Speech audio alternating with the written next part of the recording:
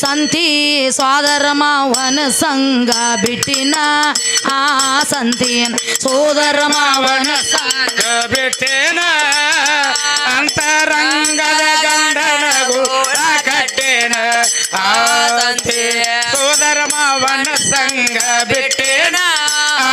ಸಂತಿ ಸೋದರ ಮಾವನ ಸಂಗ ಬಿಟ್ಟಿನ ಅಂತರಂಗದ ಗಂಡನ ಗೂಡ ಕಟ್ಟಿನ ನನ್ನ ತಾಯಿಗೆ ನಾವೊಬ್ಬಕಿನ ಹುಟ್ಟಿನ ನನ್ನ ತಾಯಿಗೆ ನಾವೊಬ್ಬಕಿನ ಹುಟ್ಟಿನ